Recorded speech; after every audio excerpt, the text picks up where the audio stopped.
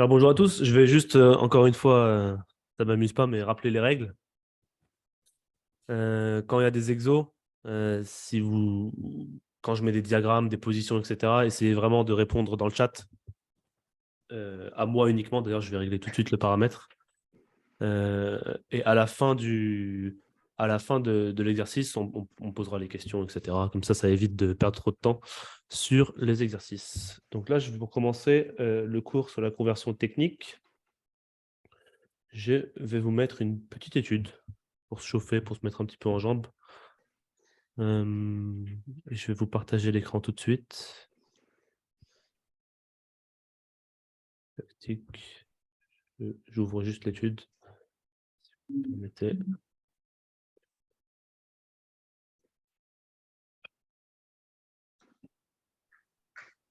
Tac.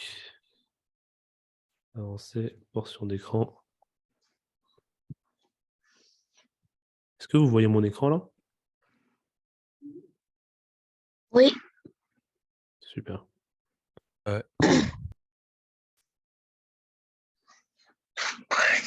Est-ce que tu vas désactiver le son chez nous? Je vais le faire, mais normalement, c'est à vous tous de vous mute manuellement. Ben, voilà, moi je vais le faire tout de suite. Hop. Donc, je vous rappelle la consigne. Les blancs jouent et font nul. Vous avez 4 minutes.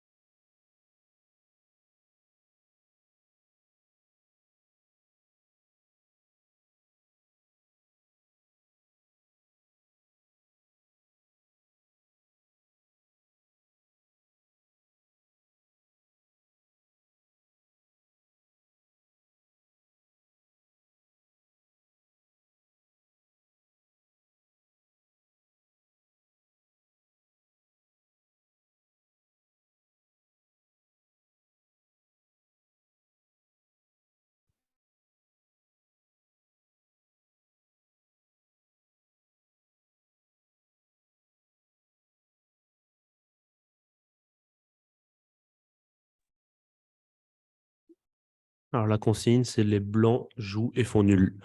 Et quand vous voulez m'envoyer une solution, vous m'envoyez toute la ligne. Un seul coup, c'est évidemment pas acceptable.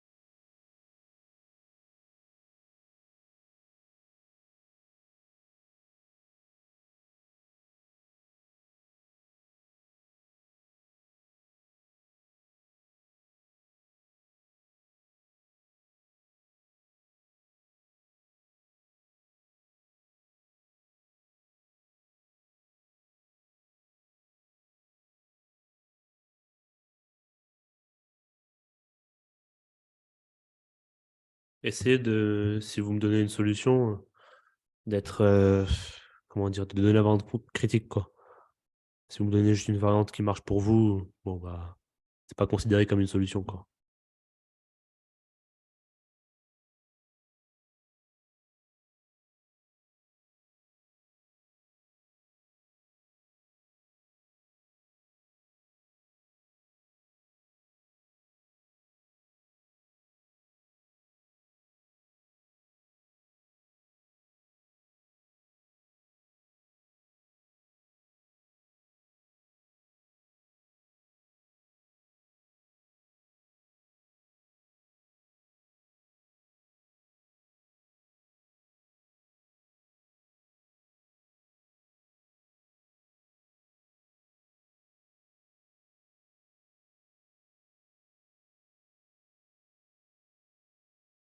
Donc je répète la consigne pour ceux qui viennent d'arriver, les blancs jouent, ils font nul.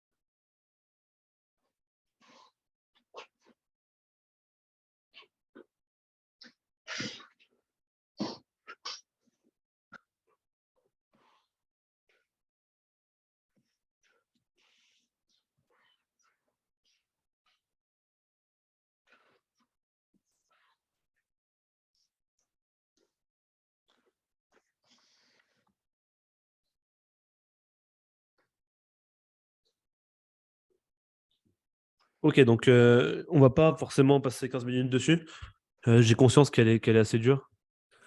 Je vais essayer d'attirer votre attention sur quelques points importants quand on résout des études. Donc là, on est en défense. Donc on doit déjà avoir notre boîte à outils concernant toutes les défenses possibles. Quand je dis boîte à outils, j'entends la perpétuelle, le PAT et la simplification matérielle. C'est-à-dire que ces trois thèmes, ils vont constamment être utilisés, surtout dans les études. Parce que comme vous le savez, dans les études, il y a une notion de beauté qui est prépondérante. Et donc, c'est important pour vous de bien intégrer ça. Et souvent, du coup, ce sont des thèmes qui ressortent. Donc ici, si on regarde un petit peu la position, on voit que le pion D2, il va faire dame. On voit qu'on a une pièce de plus. Et déjà, le seul fait que le pion va à dame, ça nous laisse très peu d'options. Donc, a priori, on voit cavalier F5, on se dit, bon, pion prend F5, ça, c'est pas convaincant. Cavalier G8, tour prend G8, c'est pas convaincant non plus. Pour moi, le premier coup qui vient à l'esprit, c'est tour D3. Tour D1, ce serait pas trop. Tour B1, pardon, ce serait pas trop intéressant, dans le sens où il peut peut-être faire tour C4 et tour C1, et il va faire dame quand même. Donc, on a déjà le premier coup qui sort assez naturellement, c'est tour D3. Et là, j'ai reçu de tout et de n'importe quoi. Pour une raison mystérieuse, j'ai reçu tour B4, mais j'ai pas trop compris. Sur tour D3, pourquoi tour B4? Ça me semble un peu étrange. J'ai reçu du cavalier F5, roi G6. Alors, il faut m'expliquer pourquoi on prend pas la pièce.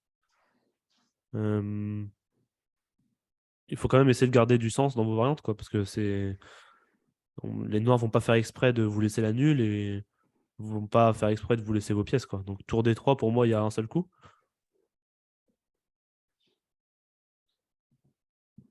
Critique. Tour des Tour D4, c'est le coup très logique, ouais. Et là,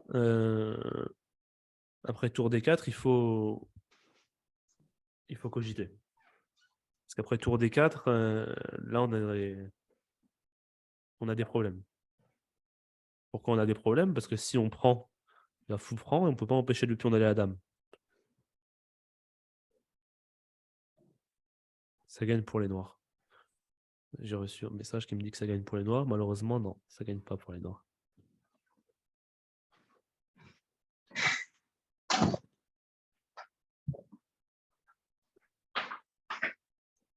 Enfin, nul.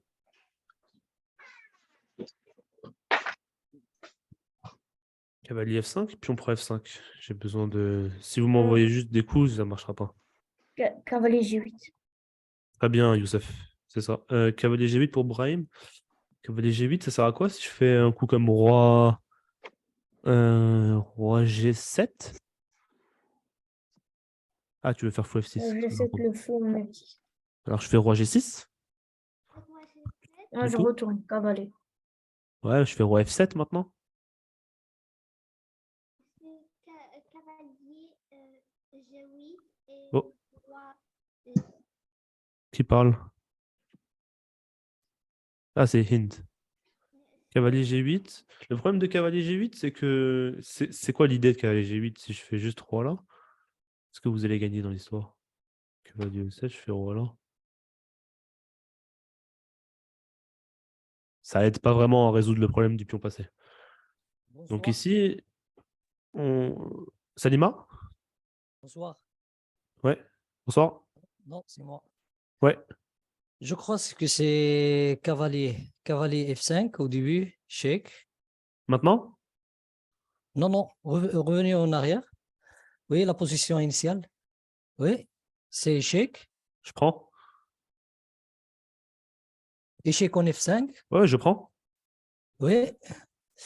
Après, tour D3. Oui. Prendre le pion.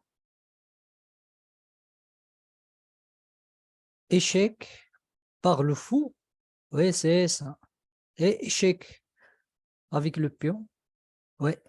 Mais c'est pattes. Malheureusement, il faut être précis. Pas malheureusement. Merci.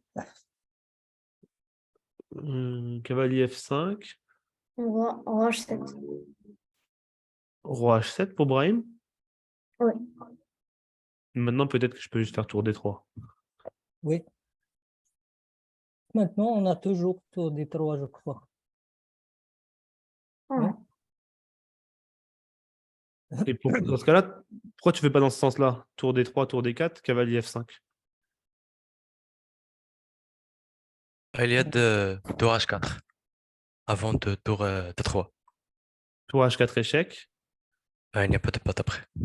Roi G2, Ah, tour oui, D4. oui, oui, oui, oui, c'est ça. Et là, C'est il n'y a pour plus de, cela, et là, il oui, y a plus de pattes, malheureusement. oui, oui, oui, c'est ça. Échec au début, après on fait D4. Échec au début par le cavalier. Ouais, c'est ça, ouais. Cavalier échec Oui, d'abord, ça. Et oui, maintenant, on fait tour D3. oui, oui, c'est ça, oui. Ok, très bien. Merci. Du coup, Youssef, je t'ai dit que c'était bon, mais en fait, il y avait juste le petit. J'avais oublié de voir ce truc-là avec tour H4 échec d'abord. Que Ryan m'avait dit aussi, si je dis pas de bêtises. Ok, très bien. Du coup, on va aborder tout de suite le thème. Alors, tac. Tac.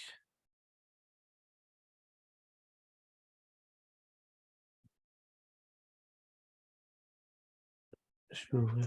Et du coup, c'est quoi la réponse? Bah, cavalier F5. Cavalier F5 échec au premier coup. Et tour D3. Ah, ok. Ok, trop. D'ailleurs, le tour B4, je suis désolé, j'ai voulu mettre D4 et Ah, ok. j'ai mis B à la place. Ok, pas de souci. On va commencer avec une partie assez marrante. Alors, qu'est-ce que vous entendez par conversion technique? Rien. Rien? Ok. Donc, tu sais pas ce que c'est. Conversion technique ou généralement même la technique aux échecs.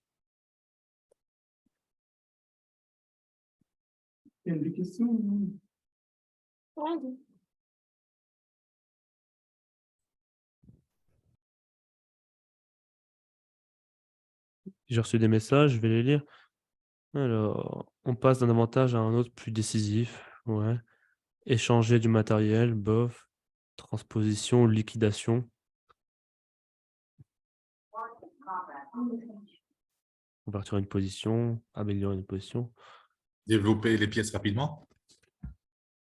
Alors, pas forcément développer les pièces rapidement, ce serait plutôt avantage de développement ou initiative, ce serait plus dans le jeu dynamique. À l'inverse, le jeu technique, c'est arriver à convertir une position avec un petit avantage en position gagnante. Ouais, on ne parle pas vraiment de matériel en fait. Quand on dit, en général, quand on dit la technique aux échecs, c'est quand voilà, on masse son adversaire. On a un avantage, on va dire, positionnel. Un tout petit truc, une petite case, un petit un petit déséquilibre qui sera en notre faveur. La paire de fous, une case faible, un pion faible. Et puis, autour de cette petite faiblesse, on va améliorer l'avantage. Donc, ça n'a pas de rapport avec... et pour améliorer cet avantage, on va utiliser différents outils. Donc, la liquidation, la prophylaxie, etc. pour pouvoir augmenter l'avantage et pouvoir avoir une position où l'avantage s'accentue, donc une position gagnante. Ok. Donc, pour commencer, pour vous illustrer bien, parce que je pense que ce n'est pas tout à fait intuitif pour tout le monde ce que c'est la technique aux échecs, je vais déjà vous montrer qu'est-ce que ce n'est pas. Qu'est-ce que la technique n'est pas. Et donc, dans cette position, c'est une partie d'un maître international qui est d'origine, si je ne dis pas de bêtises, finlandaise, contre Evgeny Postny, qui est un grand maître israélien à 2600. Et je vais vous laisser un petit peu regarder la position et me dire ce que vous en pensez dans le chat. Du coup, on est côté blanc ou noir? Là, t'es de quel côté? Je pose la question. Si je voulais mettre côté noir, j'aurais mis côté noir. Donc, t'es côté blanc. Et en plus, il y a la petite flèche qui dit que c'est les noirs qui viennent de jouer. Donc, même généralement, impression générale sur la position.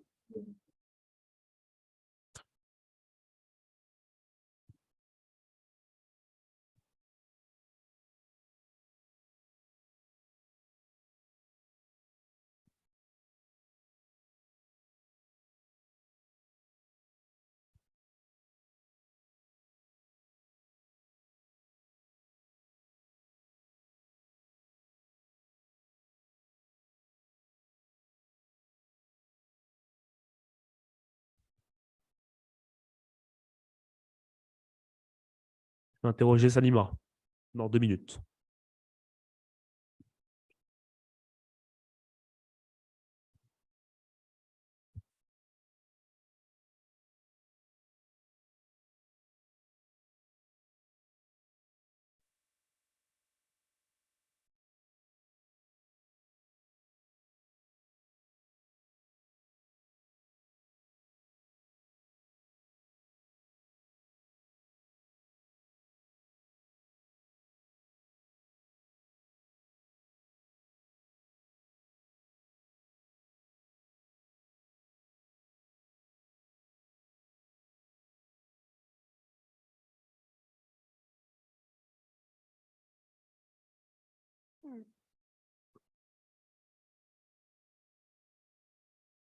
Ok, j'ai reçu pas mal de réponses. Salima, Je pense que c'est fou B5. attends, faut que tu parles un petit peu plus fort. Je crois qu'on t'entend pas. Je pense que c'est fou B5 Ou B5? euh, pour attaquer la tour. Ok. Il joue comme tour C8 et on peut jouer comme B4 et attaquer le cavalier et après jouer A3. Et on a les 2 tours actives et les tours des noirs sont pas très actifs. Comme la tour en C8, il n'est pas actif. Ok. Merci pour ta réponse, c'était intéressant. Je vais quand même un petit peu nuancer. Pourquoi? Parce que, premièrement, les noirs, ils ont quand même 1-2 colonnes. Et même si la tour vient en C8, alors sur fou B5, c'est pas forcément obligé de faire tour C8. Je peux faire tour E7 peut-être aussi, pour garder la colonne. Et puis sur B4, je pourrais toujours revenir en E6 avec mon cavalier. Et puis j'ai la colonne qui va s'activer, qui va s'ouvrir. Donc il y aura une colonne pour les blancs et une pour les noirs. Mais c'était intéressant. Mais la question, c'est est-ce que B4, c'est pertinent ou pas? Les blancs sont mieux, fou supérieur au cavalier, plus tour doublé. Ouais, alors la supériorité du fou, je suis assez d'accord. C'est une position ouverte où il y a des pions sur les 2 ailes. Je suis d'accord. Il n'y a pas de pion central. Vous vous rappelez de l'exemple de Bilal de la semaine dernière? Il est pas mal cet exemple parce qu'on voit qu'avec un pion en D4 et en D5, vous vous rappelez que c'était le cavalier qui dominait complètement le fou. Et on avait joué avec, c'était une partie de Fischer avec F5, F4, etc. avec les noirs. Et maintenant, si on enlève les deux pions, eh bien maintenant c'est le fou qui peut se balader complètement sur l'échiquier et c'est le fou qui en réalité prend le pas sur le cavalier. Après, ce cavalier-là, en l'occurrence, il n'est pas encore trop dominé. Il n'est pas. Moi, je dirais pas qu'il est spécialement mauvais pour l'instant. Mais voilà. Globalement, ici, ce qu'il faut savoir aussi, c'est que si on échange les tours avec les blancs, ce serait quand même plutôt une bonne opération. Parce que, comme vous pouvez le voir, il y a peut-être un chemin pour notre roi ici pour venir taper les pions noirs. Et puis le fou, il aura toujours la force de pouvoir jouer sur les deux ailes en même temps, là où le cavalier ne pourra pas donner de la tête et sur l'aile roi et sur l'aile dame. Donc ça, c'est des petites considérations, on va dire, générales pour commencer. Et maintenant... Si je peux me permettre, désolé. Ouais, tu peux écrire dans le chat. J'avais précisé les consignes au début D'accord. pour pas interrompre. Enzo, il m'a dit, je dirais que les blancs sont un peu mieux, car les tours sont doublés sur la colonne D et le fou est très libre, car il n'y a pas de pion au centre. Ouais, on est assez d'accord. Tour C4. Il y a pas mal de bons coups ici pour les blancs. Ici, pour moi, un bon coup, c'est roi G2. Roi G2, c'est un coup juste on améliore le roi. Cavalier E6, par exemple, tour D7, tour E7, tour prend, tour prend. Bon, on a échangé une paire de tours. Fou C4, on active le fou sur une case où il est bien protégé. Cavalier C5. Et maintenant F3, on domine le cavalier, tout doucement. On va jouer roi F2, G4, on va essayer de prendre un petit peu d'espace. Et bon, bah, c'est une finale qui est à peu près égale objectivement, mais peut-être un peu plus agréable pour les blancs. Alors ta question c'était, est-ce que les pions sur blanc et le roi jouent à notre avantage? Du moment qu'ils ne sont pas faibles, ça ne joue pas en notre défaveur en tout cas. C'est plutôt, il faut regarder si c'est une faiblesse ou pas. Le pion A2, pour moi, c'est pas une faiblesse, donc pour l'instant, il n'y a pas de souci à avoir les pions A2, B3. Évidemment, il faudra faire gaffe dans les finales où le roi cavalier contre roi fou, si le roi noir arrive à rentrer là, ce serait catastrophique. Mais bon, on n'y est pas encore. Dans la partie, donc, je rappelle, hein, c'est un MI avec les blancs qui jouait contre un grand maître assez expérimenté à 2600. Dans la partie, le MI, il a joué B4. Ah, pardon, excuse-moi, tu m'as dit aller le roi. Est-ce que la présence de pions. Ok, donc ces pions-là, les rois, pardon. Bah ça joue clairement à notre avantage, parce que ça pourra être des faiblesses. Donc clairement, quand on mettra un fou en C4, on pourra les cibler. Il a joué B4. Et donc B4, ça a été proposé par beaucoup, et ça j'en étais, on va dire, c'est pas une surprise pour moi, parce que c'est un coup qu'on a envie de jouer, même Salima, elle a été tentée, et puis même beaucoup d'autres joueurs. Mais en réalité, c'est déjà une imprécision. Pourquoi? Parce on commence à aller un petit peu à contresens. Parce que le cavalier, il va pouvoir se replier en E6, sur une case où il est stable. Et la question, c'est qu'est-ce que tu as achevé avec B4? Qu'est-ce que tu as accompli? En réalité, pas grand-chose. Et tes pions, en fait, en A2 et B4, ils vont se trouver être très faibles. Tour D7, tu peux faire, mais il va faire tour E7 de toute manière. Dans la partie, il a joué tour D6. Ici, le joueur avec les noirs, donc Postny, il a joué cavalier F8. C'est un coup pour pouvoir activer la tour E8 et pour pouvoir la mettre en E4 et tout de suite profiter du pion B4 qui est faible. A4, tour E4. Pour D4, il a joué prise. Maintenant, il remet le cavalier en E6. Tour D6, roi F6. Et puis là, on est quoi? On est 5 coups après la position initiale. Et on commence à se dire, mais mince, mais qu'est-ce que j'ai fait? Dans les finales, on m'a dit d'activer mon roi, d'essayer de dominer le cavalier et de ne pas faire de faiblesse. Et j'ai encore mon roi en G1. Le roi adverse, il est quasiment au centre. Et mes pions, ils sont jolis, mais en réalité, il n'y a pas de pion passé, il n'y a rien. Et ils vont se retrouver être plus faibles qu'autre chose. Donc ici, bon, il voit que le roi E5, c'est une grosse menace, donc il fait tour D5. Puis maintenant, Postny, il a envie de faire tour C1, mais il y a tour D7 qui peut être embêtant, donc il a fait roi E7 pour empêcher. Tout est une question de contrôle. Il donne aucun contre-jeu à l'adversaire. Fou B5 pour forcer et essayer d'empêcher vraiment la tour de bouger, mais Postny, il a quand même fait tour C1 échec. Alors ici, il fallait jouer roi G2. Et puis viser quelque chose comme ça, cavalier C7, tour D7. Il a probablement eu peur de cette variante. Il ne voulait pas rentrer dans cette finale de tour. 8, tour à 8. Et ok, si on prend là, c'est une finale qui va être probablement nulle. Mais bon, encore, faut la jouer, parce que celle-là, c'est pas automatique. Les Noirs vont faire ça, ils vont pousser le pion jusqu'en B3, ils vont essayer de ramener leur roi. Il y a encore un long chemin avant de faire nul. On peut même faire tour C7 ici avec les Noirs et prétendre que notre roi il va venir prendre les pions. Ok, la position objectivement elle est équilibrée, mais moi personnellement je pense que c'est juste trop dur à défendre pour les Blancs. Donc c'est pour ça que dans cette position, l'autre il a vu roi G2 KI C7, il a eu peur. Il est revenu avec son fou à F1. Et puis là c'est la catastrophe. Parce que tour B1, B5, tour 1. Et voilà. À force de pousser les pions n'importe comment, vous allez juste les perdre un par un. Et puis après, je vais avancer un peu plus vite sur la suite. Mince. H5, c'est qu'une formalité. Le pion B5, il est faible à vie. Oh, non, il a 2 pions de plus. Il a converti ça assez simplement. Il active son roi. Il prend tous les pions. Et il gagne. Ok, donc c'est quoi la moralité la morale de l'histoire? C'est en finale, on n'est pas dans un milieu de jeu où on va essayer de jouer dynamique, etc. Chaque coup de pion, c'est un coup responsable. Et les pions, ils ne reculent pas. Donc un coup comme B4, il faut réfléchir à 2 fois avant de le jouer. Parce que si tu fais B4 et que tu te retrouves avec des faiblesses, bah, c'est peut-être pas la peine de jouer B4 et qu'on peut peut-être juste améliorer les pièces, roi G2, fou C4, tranquillement, sans trop toucher la structure de pion.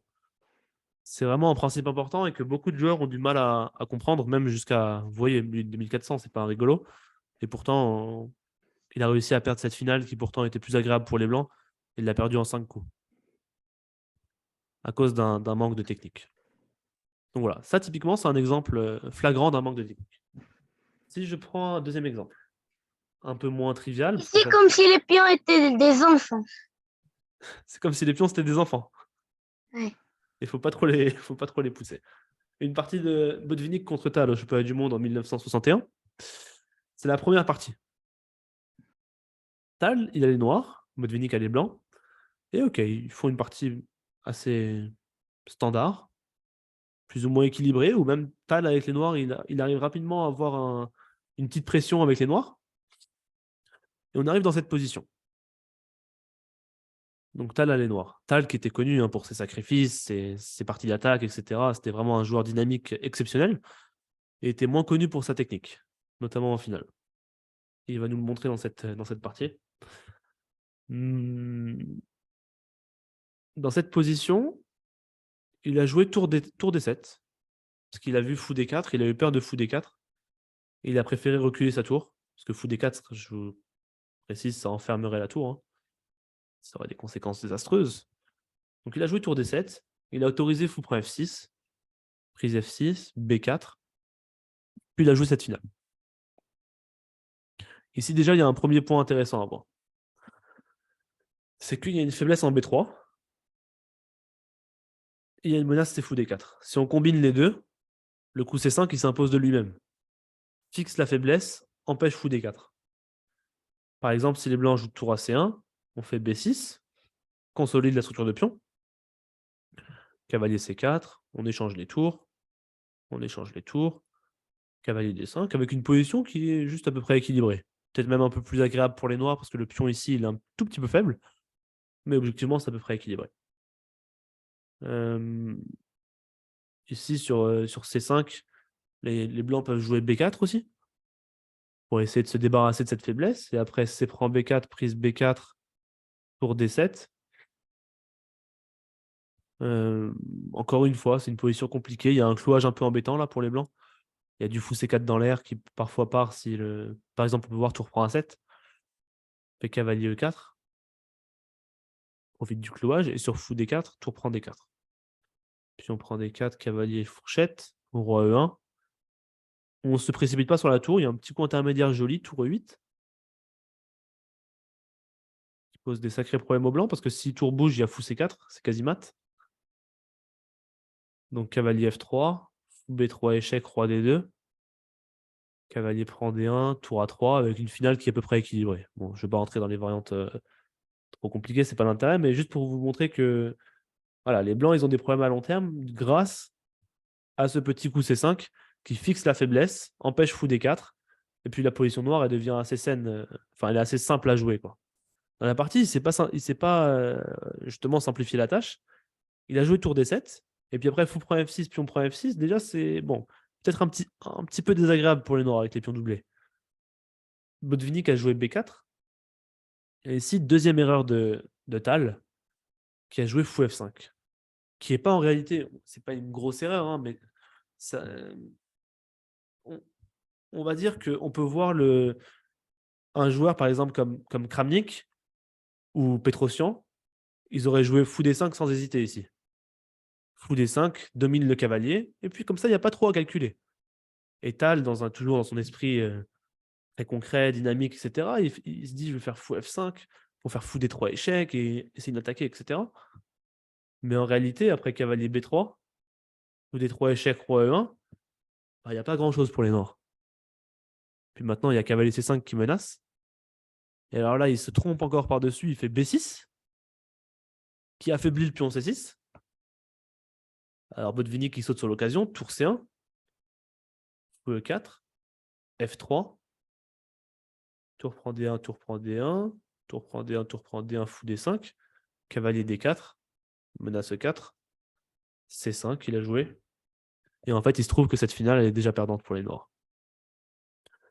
On pourrait presque dire, en fait, sans manquer de respect au grand champion que c'était, mais qu'il a joué comme un enfant.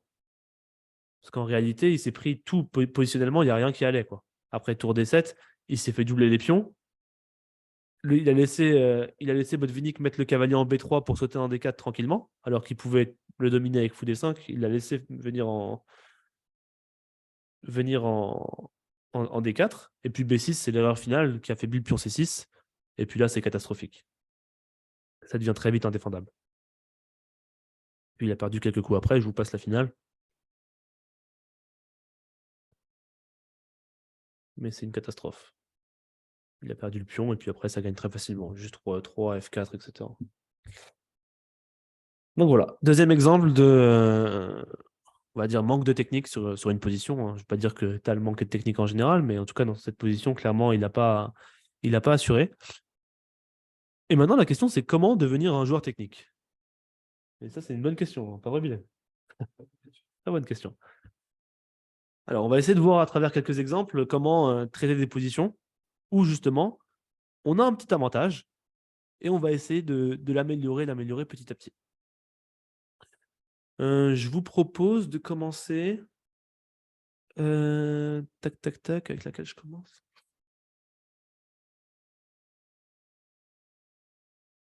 Avec celle-là, Petrosian, c'était contre Botvinnik. Tac. Vous voyez mon écran? Toujours, ouais, c'est bon. Ouais. Ok. Donc Petrosian Botvinnik, c'était le championnat du monde en 1963, donc 2 ans après. Botvinnik qui a battu Tal et qui se retrouve en face de Petrosian, qui est la définition du joueur super prophylactique, très technique, etc. Petrosian. Donc on a une position, vous voyez Petrosian qui ne rentre pas dans les variantes compliquées, hein. Il fait E3, fou E2 très tranquille, hein. Il cherche pas les problèmes, prise, c'est 5 D5. Puis là, Botvinnik qui prend une décision assez discutable à mon avis, il joue E6. Puis il se fait doubler les pions, et là on voit tout de suite apparition de la première faiblesse.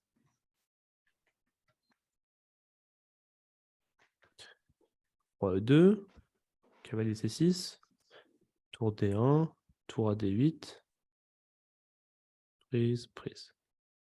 Ici, je vais vous mettre un premier diagramme très au blanc. Vous avez quelques minutes pour réfléchir et me dire comment vous traiteriez de manière générale. Vous voyez que les positions techniques, ce n'est pas vraiment du calcul très concret. C'est plutôt cette pièce-là, je veux la mettre là, cette pièce-là, je veux la mettre là. Cet échange, il est bon pour moi. Cet échange, il n'est pas bon pour moi. Là, il y a une faiblesse, je vais essayer d'attaquer dessus. Cette finale, j'ai envie d'arriver dans cette finale. Mais c'est pas vraiment là, je sens que si je vous avais rien dit, vous m'aurez dit ça, des grandes variantes de calcul. alors que c'est plus, vous voyez, c'est un peu moins concret, cette position.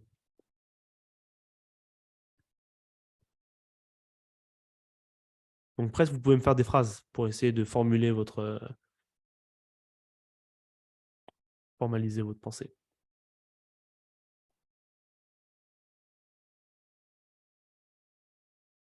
N'oubliez pas, hein, il y a ce que vous voulez faire, et il y a aussi l'adversaire qui a le droit de jouer.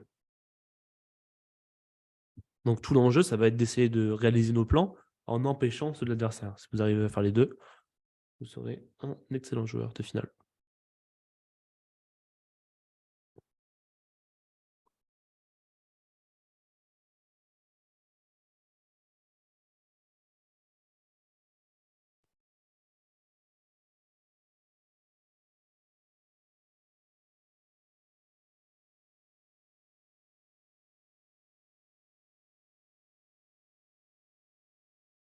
N'oubliez pas, à chaque coup que vous faites, il y a des inconvénients. Ramesh, il les a décrits comme le drawback principle. Donc chaque coup, si vous faites un coup, certes, ça a une idée, ça prend des nouvelles cases, etc. Mais, si vous poussez un pion, vous affaiblissez des cases.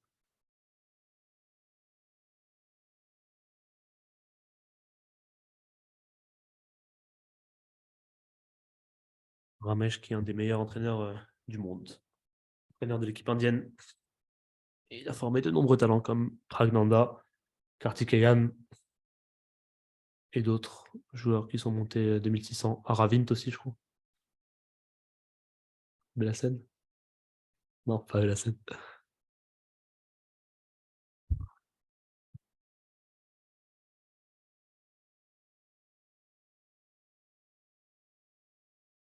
Ok, très bien. Donc, il y en a qui m'ont proposé E4, mais vous avez remarqué que ça affaiblissait la case D4. J'ai reçu aussi A3, mais A3, ça affaiblit la case B3. Donc, en finale, les coups de pion, en général, ils sont assez limités. On va dire que sur 10 coups, vous avez 7 coups de pièce, ou 8 coups de pièce, et 2 coups de pion, en général. Je sais que vous avez tout le temps envie de bouger les pions, parce que c'est marrant, c'est dynamique, etc. Ça change de la nature de la position. Mais il faut vraiment essayer de jouer avec ces pièces. Donc là, vous m'avez tous envoyé le bon coup, quasiment.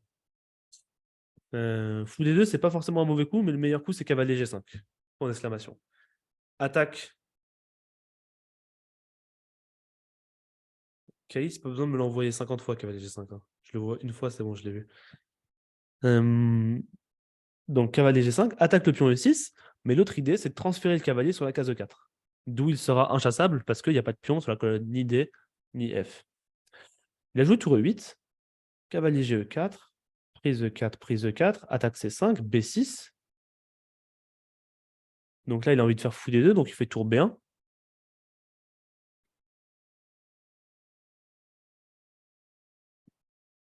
Essayez de trouver un plan pour les noirs maintenant. On va travailler en prophylaxie et on va essayer de voir comment les noirs pourraient s'en sortir.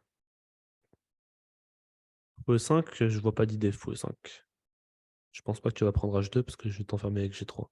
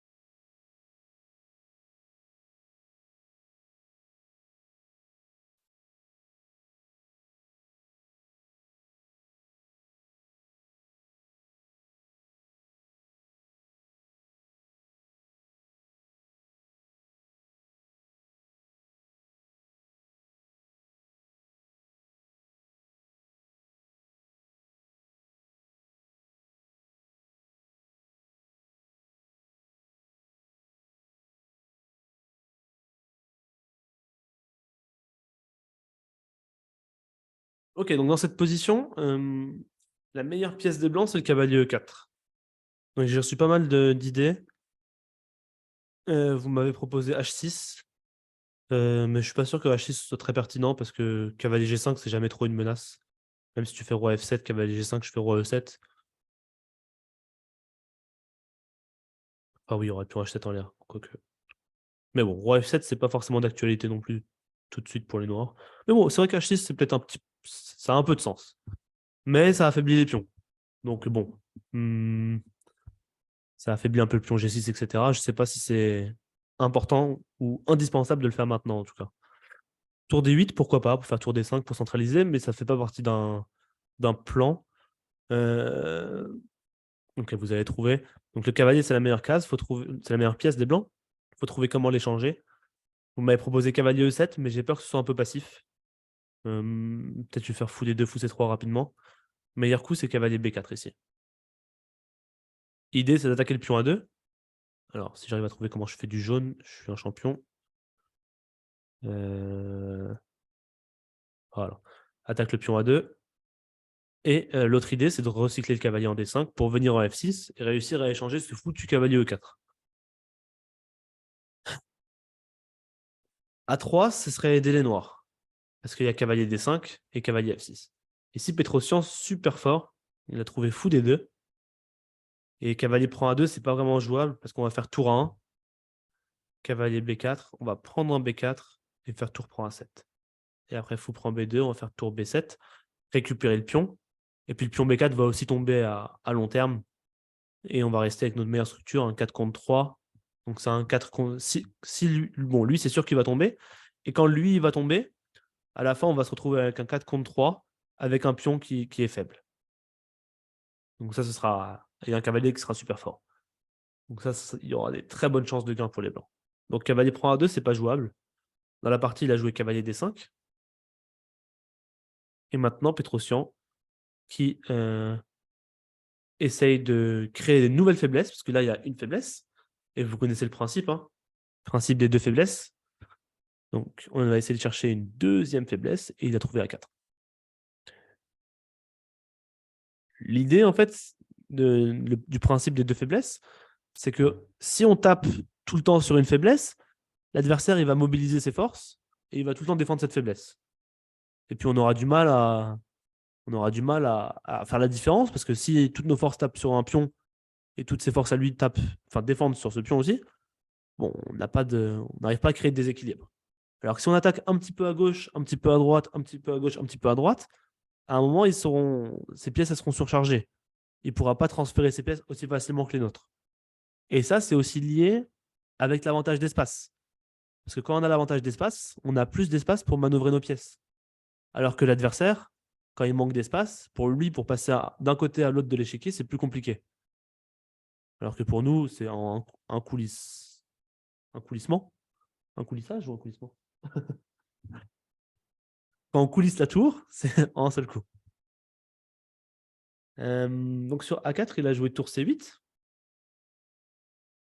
Si on peut jouer B4 à la place de H. B4? Ouais.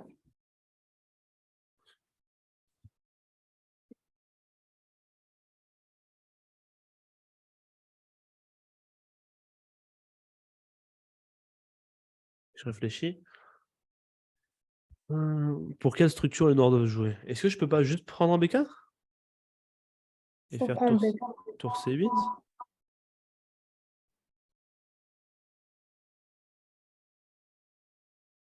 jouer roi D3. Tour D8.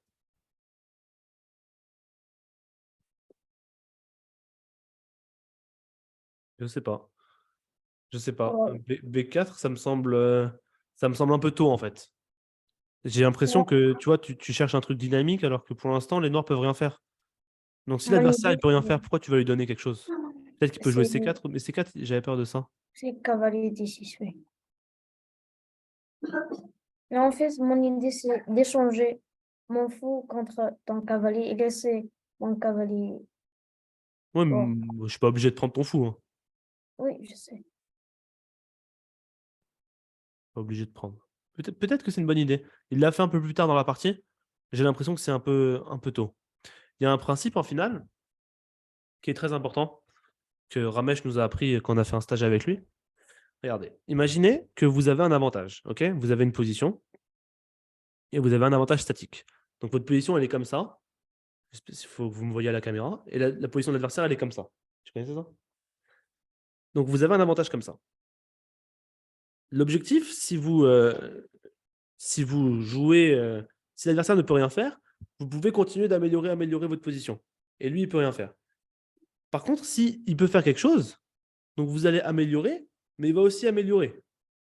Vous allez améliorer, il va améliorer. Et à la fin, votre avantage, il n'aura pas grandi. Donc, en gros, schématiquement, l'idée, c'est à chaque position, on se demande, est-ce que l'adversaire, il peut faire quelque chose? Est-ce qu'il menace quelque chose? S'il menace rien, on améliore la nôtre. On améliore notre position. Il va jouer un coup. Est-ce qu'il menace quelque chose? S'il menace rien, on améliore notre position. Et c'est comme ça que notre avantage, il va grandir. Est-ce qu'il menace quelque chose? S'il menace, on l'empêche. Et on reste comme ça. On garde l'avantage. Donc là, la question, c'est est-ce que notre adversaire, il menace quelque chose? Pas vraiment. Il menace cavalier F6. Mais qui va être difficile à empêcher. Mais est-ce qu'il y a d'autres menaces? C'est pas si clair. Donc il n'y a pas de raison de partir pour des solutions concrètes. S'il menace rien. On peut continuer d'améliorer. On peut faire A4, c'est un coup utile. Peut-être ensuite, on va faire B3, tour C1. Peut-être un jour A5. On va mettre la pression un petit peu. On va améliorer tout doucement. Notre aile roi aussi demande qu'à être amélioré. H4, ça peut être un coup. Il y a pas mal de coups pour améliorer la position. Si l'autre peut rien faire, pourquoi on va se précipiter? Il n'y a pas de raison. Et je dis pas que B4 c'est une erreur, hein. Peut-être que c'est un bon coup, mais juste dans le concept, il faut comprendre ça. Tour C8, il a joué dans la partie. B3. Ou F8.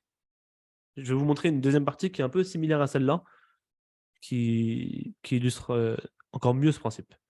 Tour C1.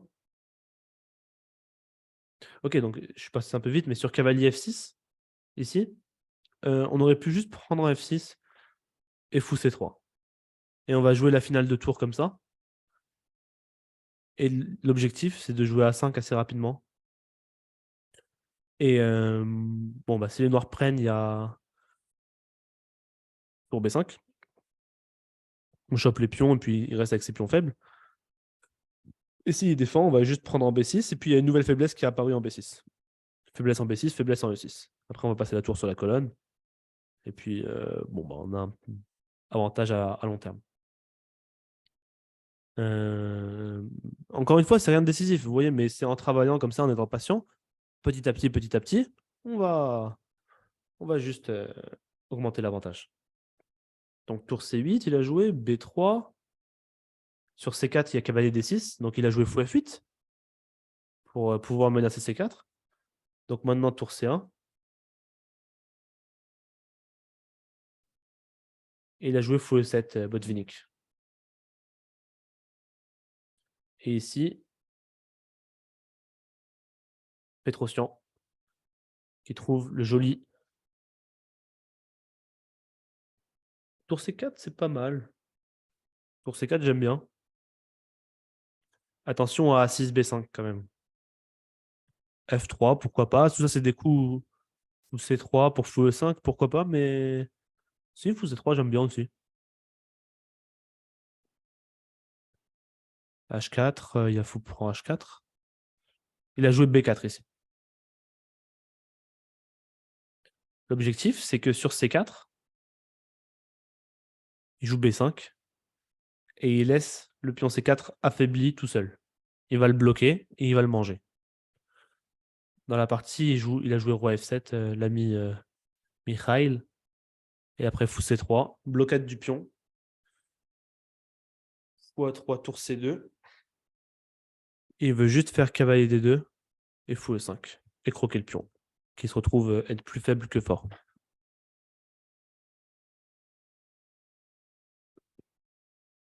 A5? À quel moment A5?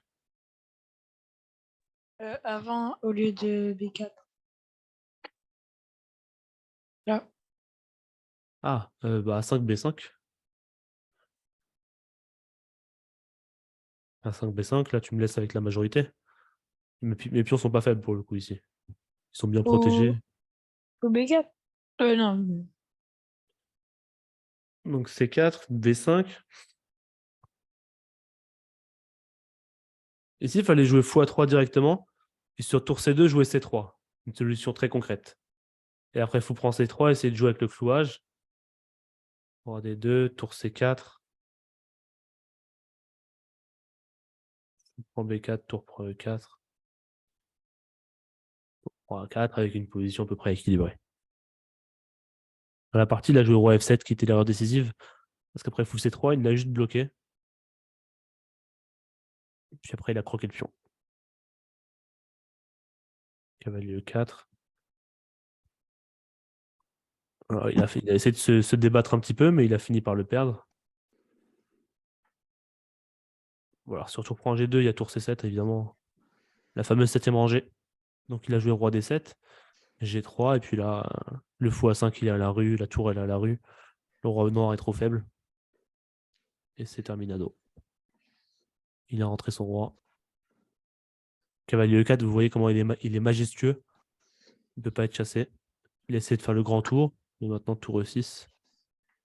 Même si on perd le pion A4, il n'y a toujours pas de majorité, il n'y a toujours pas de pion passé pour les noirs à l'aile dame. Et l'activité blanche est juste trop forte. Donc vous voyez, la clé, c'est d'être patient. Ça, c'est vraiment, surtout chez les joueurs, enfin chez tout le monde, hein, mais notamment chez les joueurs marocains, du peu que j'ai pu observer, c'est qu'il n'y a pas un joueur qui est technique.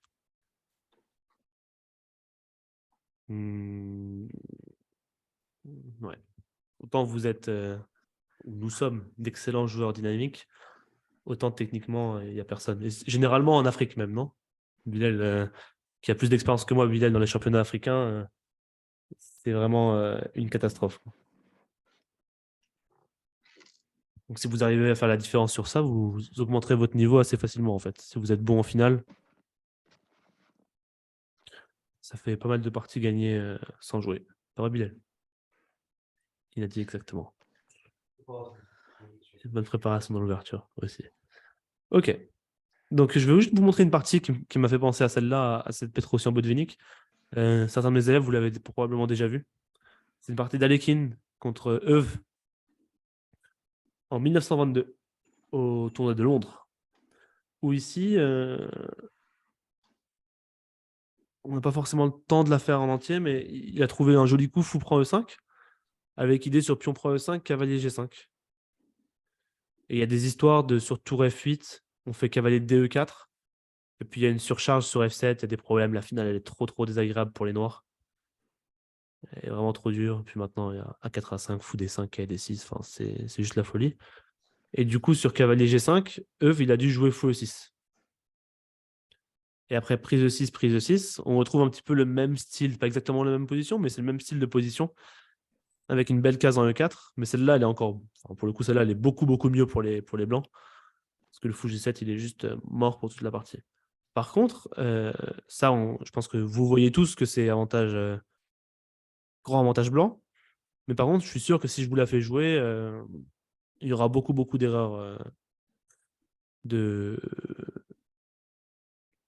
technique, on va dire, pour être général.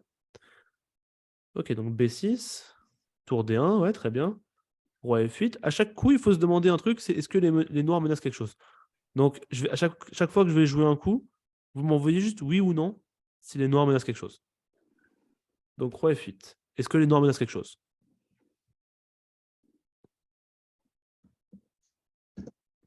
Non. Non, tout le monde dit non. Donc, qu'est-ce qu'on joue? On améliore. Vous vous rappelez de ce truc-là? Est-ce qu'il menace quelque chose? Oui, non. Si la réponse c'est non, on améliore. Roi F1, très bien. Et si la réponse est oui? Si la réponse... T'as pas écouté ce que j'ai dit tout à l'heure? Si la réponse c'est lui, bah on l'empêche. On empêche ce qui menace. Donc là, il ne menace rien, on fait roi F1. Ok. Pour la petite parenthèse, cavalier G5, ça semblait gagner un pion. Je sais que les joueurs comme Caïs ou Ryan, vous ne pouvez pas vous empêcher de sauter sur l'occasion. Mais après roi E7, cavalier prend H7 fou H6, vous êtes tout de suite tombé dans le petit piège. Et puis là, vous êtes compliqué la vie. Et puis là, vous avez perdu. Après, vous venez me voir, vous me dites, mais je comprends pas, j'étais super bien et que pourtant j'ai perdu. Bah oui. Mais non, mais sur F4. Sur F4. Hein? Au lieu de tour D2, F4. Ok, F4, mais t'as pas l'impression que tu es en perte de contrôle? Non. Attends, je te montre la position de départ. Là, les noirs, ils bougent pas d'une oreille. Là, tu fais F4, tu as gagné un pion, mais peut-être que tu vas juste jamais passer. Si je te fais tour D8, par exemple, tu échanges. Je sais pas, ça me semble pas trivial maintenant. En fait, tu pourrais avoir tellement mieux avec les blancs. Peut-être même que je peux te faire. Si je te fais tour F8, tu joues quoi? J'ai 3. J'ai 3, maintenant je te fais tour là. Roi F2. Tour où? Non, roi F2. Ouais, F2. Bah, je fais échec et je bouffe là-bas. T'as pas l'air très malin là. E4. E4. E4 plus fort. Non, E4, il y a tour G1. E4. Ah Et ouais, il fait tour G2. ouais, ouais. Hmm. Donc voilà. Donc ça, c'est exactement un exemple de comment on perd le contrôle dans une finale où les noirs ne pouvaient rien faire. Bon, on reprend. Les noirs ne menacent rien. Allez, roi E7. Est-ce que les noirs. Oh, non. Non. Est-ce que les noirs menacent quelque chose? Oui ou non dans le chat? Non, non. Non, non, non, non, non. Non, non, non, non, non, non. Non, non, non, non, non, non. Non, oui. Brahim qui m'a dit oui. Brahim? Il menace l'échange des tours. C'est pas vraiment une menace. Attends. Coupez vos sons. Hint. Coupe ton son. Ok. Il menace pas tour D5 non plus parce qu'il y a C4 sur tour D5. Et c'est là que vous voyez qu'on doit mélanger la technique. Taha, ouais. Ok. On doit mélanger la technique avec le calcul. Et c'est ça la difficulté. Après roi E7, si les blancs ne jouent pas, les noirs menacent C4 avec tour D5 et tour D8. Et soudainement, ça devient un peu plus difficile pour les blancs maintenant. Ils ont récupéré l'espace. Si on prend D5 et on lui dédouble les pions, et ça devient bizarre. Pourquoi il ne le menaçait pas au coup d'avant? Parce que s'il fait C4, il se prend K et D6. Et il perd le pion. Donc vous voyez, des petits détails comme ça, si ça vous échappe, si ça sort de votre radar, bah, ça devient compliqué. Donc roi E7, qu'est-ce qu'on fait? On fait C4. Et on ferme. On l'empêche de réaliser son plan. H6, est-ce qu'il menace quelque chose? Oui, non. Bon, je vais faire à chaque fois, mais il menace rien. Roi E2, on améliore. Tour B8, est-ce qu'il menace quelque chose? Est-ce que B5, c'est une... Ouais, enfin, de là à dire que B5, c'est une menace... B5, il y a cavalier prend C5 et tour D7 déjà, si je peux me permettre. Au pire, il y a B3, mais au mieux, il y a cavalier prend C5. Si je peux me permettre, je crois que ça, c'est juste mat. D'ailleurs, il y a un joli mat. Et s'il va en F8, il se prend cavalier prend E6. Il perd le fou. Donc B5, c'est clairement pas une menace, donc on peut continuer à améliorer. Maintenant, drawback principle. Chaque coup en inconvénient. La tour en A8 a protégé le pion A7, maintenant elle ne le protège plus. On va cibler le pion A7, tour D3. Fois A8, fois H8. Bon, je ne vous demande pas s'il menace quelque chose.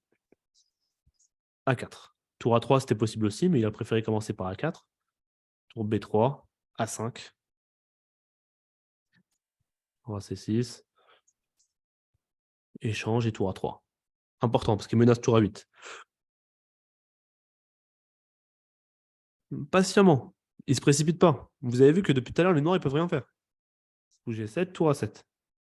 Tour C7, est-ce qu'on échange? Oui, non? Non pour Mathieu, non, non, non. Ok, très bien. Personne n'échange. Notre tour, elle est active. La sienne, elle est passive. On fait tour A8. Tour E7. Allez, très au blanc. On va finir avec ça.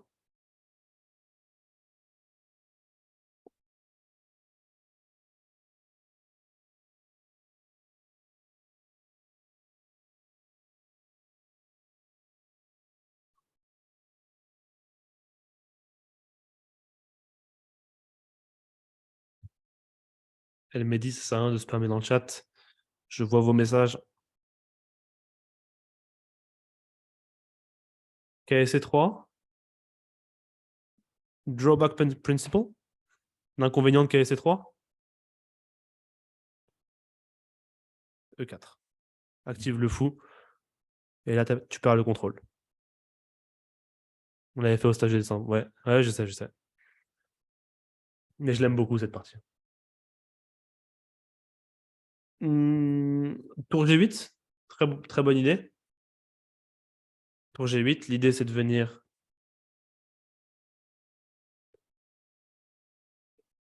fixer le fou de case noire et le pion G6. Mais il y a un truc important, c'est que si on peut donner un échec en passant, pour décoordonner les pièces noires, on le fait. Ça arrive très souvent dans les positions du type on a une batterie fou D3, dame C2, et on fait fou H7 échec, roi H8 et fou F5. On provoque roi H8 et on revient. Là, c'est un peu le même principe. Tour C8 échec, roi D7, tour G8. Roi C6, H4 on fixe. Il ne menace rien, G4, on améliore l'aile roi. C'est un peu comme tout à l'heure, je vous avais dit, vous vous rappelez avec B4 Brahim qui a proposé B4, je lui ai dit mais pourquoi B4 tout de suite? Tu peux beaucoup améliorer ta position avant de partir pour des choses concrètes. Là c'est pareil, il fait rien de concret. Il est juste en maîtrise. B3, il ramène son roi un peu partout, il s'en fout. Ok, C3. Maintenant il n'y a plus de E4 parce qu'il a joué B3, important.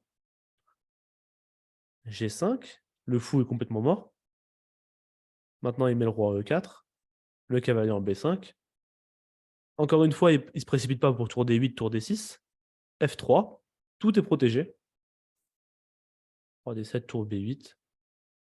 Tour échec, tour échec. Tour C6, ramasse le pion B. Et s'il fait ça, ramasse le pion. Ok, je suis passé un peu volontairement rapidement sur la fin. Je voulais juste vous la montrer rapidement, celle-là. Parce que la partie de Pétrosian, elle m'a fait penser un peu à la même structure. Mais c'est un bel exemple de comment convertir une position. Bon, après là, c'était un très très gros avantage. Mais je pense que c'est bien de commencer par des exemples faciles pour pouvoir aborder les choses un peu plus compliquées. Je vais vous envoyer un exo. J'aime bien dire que cette position est vraiment excellente. C'est parce qu'on voit que c'est passé par des phases, Ouais. n'est-ce pas? Ouais, très clairement, ouais. Ouais. Phase d'incubation et après phase d'invasion. de C'est ça. Vendée. C'est ça. Qui a joué ça avec les Blancs? Alekhine. Alekhine contre eux. Carlson Style. C'est ça. Yeah. 100 ans avant. Ouais. Donc cette position, je l'ai vue au championnat du monde à Batumi. Je me baladais entre les échiquiers et puis c'était dans la section moins de 12 ans. Un Russe contre un Ouzbek. Et c'est pas vraiment dans le même registre que les positions qu'on a vues avant, mais j'ai trouvé quand même assez instructive. Donc je vous l'envoie en exo pour la prochaine fois. Tac. Et je vous envoie un deuxième exercice. Donc ça, c'est le premier. Ceux qui n'ont pas WhatsApp, ceux qui ne sont pas sur le groupe WhatsApp, vous pouvez screen la position, hein, évidemment. Masterclass Zoom, hop, très haut blanc. Et une deuxième position, si j'en ai une deuxième, tac, tac, tac. Celle-là, elle est pas mal.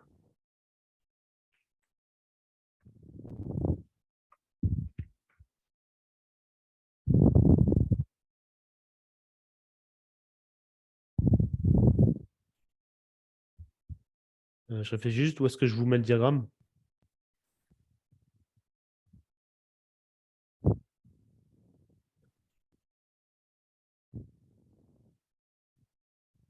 Ou non, peut-être pas celle-là. On la fera en cours la prochaine fois.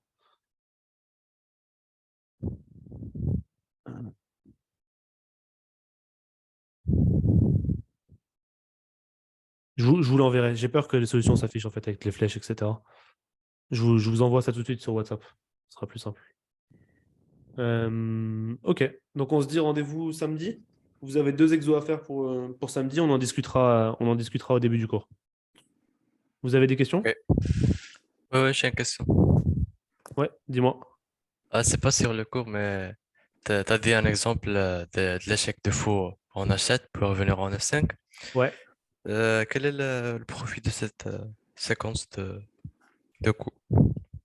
Éloigner le roi. Provoquer roi H8. C'est juste Ouais, ça. d'accord. C'est juste faire fou H7 échec, provoquer roi H8. Donc, dans toutes les finales, le roi sera plus loin. Et généralement, le roi est toujours moins bien placé en H8 quand. Toujours moins bien placé en H8 quand G8. Merci. Est-ce que quelqu'un a une autre question?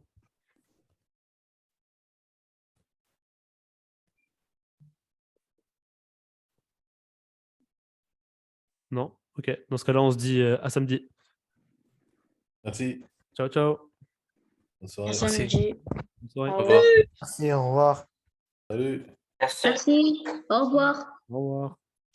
Merci pour le cours. De rien. Au revoir. Au Merci. revoir. Salut. Ah, c'est papa. Oui, bon. Merci, Ilyes. Merci. Salut, Youssef. Ça va? Salut, Youssef.